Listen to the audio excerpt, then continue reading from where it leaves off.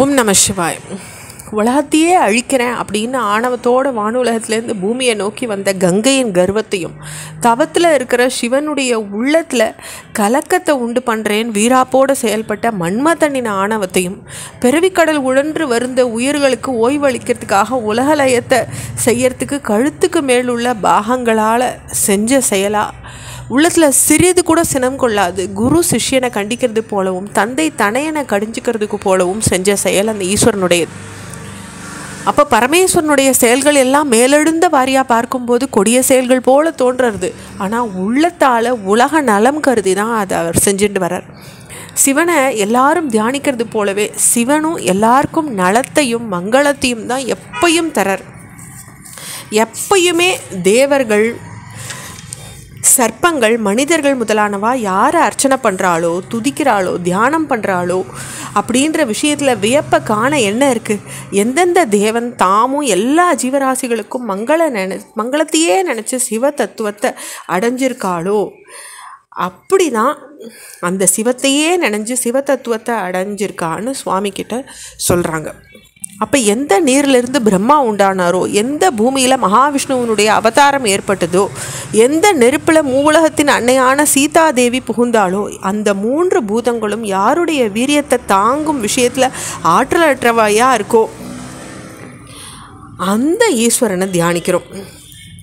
எந்த ஈஸ்வரனுடைய தர்மத்தில் உள்ள ஆவல்னால நிகரற்ற பிக்ஷாசிரமம் ஏற்பட்டதோ, எவருடைய அடியார்களுடைய விரத சின்னமாக விபூதி ஆனதோ, மிக மேலானதுன்னு வேதங்களால் அது புகழ்ந்து பேசப்படுறதோ, யாருடைய உபதேச வாக்கியத்தை கேட்க விரும்பி புண்ணியம் செஞ்சவா காசியில் உயிரை விட்டுருக்காளோ அந்த பசுபதியை நம்ம தியானிக்கிறோம்.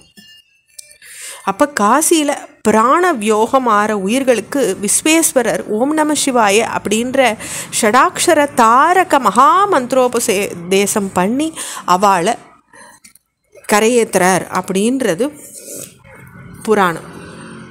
அப்போ நான்மோகன், திருமால் முதலிய பலரும் சிவனை ஆசிரியத்த காரணத்தினால தான் புகழ அடைஞ்சிருக்கா.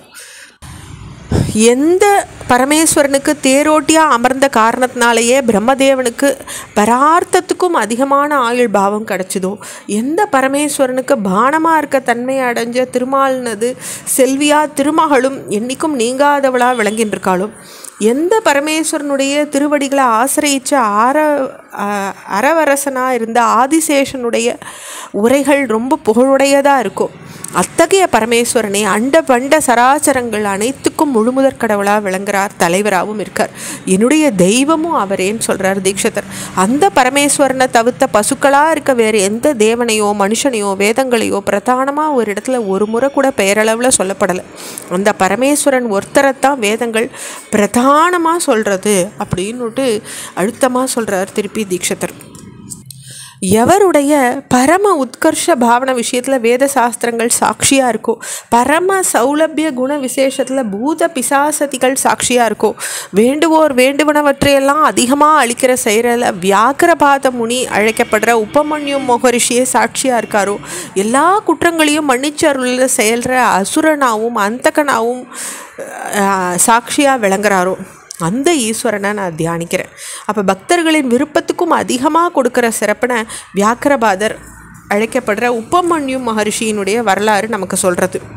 அன்பர்களின் குற்றங்களை பொறித்து மன்னிக்கிற உயர் பதவி தன்மையை சங்கர சம்ஹிதை நம்மளுக்கு சொல்கிறது. அப்போ யாருடைய ஒளிகளின் சாரங்களாக விளங்குற வேதங்கள் குதிரைகளாக சுவீகரித்து கொள்ளப்பட்டதோ, மலைகளில் சிறந்த தங்கமலையாக மேருமலையும் வெள்ளிமலையாக கைலாயமலையும் ஆக்கப்பட்டதோ, முறையே வில்லாவும் வீடாவும் ஏற்றுக்கொள்ளப்பட்டதோ, ஆறுகளில் சிறந்த கங்கா நதியும் பக்தனான பகீரதன் கொண்ட அன்பு குன்ற வெஜகமாக சிரசில் தாங்கி கொள்ளப்பட்டதோ அந்த ஈஸ்வரனை நான் தியானிக்கிறேன். ஈஸ்வரனின் 8 வடிவங்களில் ஒன்றா பூமியும் சுழன்றுட்டே இருக்குது. காற்றில் கூட வியக்கத்தக்க சுழற்சியானது பொருந்தி இருக்குது. சூரியன், சந்திரன், அக்னி முதலிய ஒளி பொருள்கள் அனைத்தும் தம்முடைய சுழற்சிக்கு ஆதாரமாக ஆகாயத்தோடு கூடவே சுற்றின்றிருக்கு.